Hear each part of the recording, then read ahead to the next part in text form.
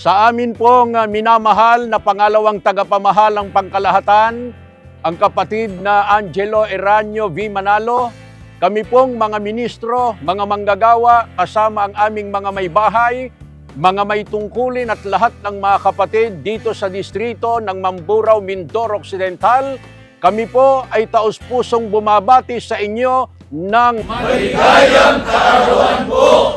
Mahal na mahal din po namin kayo!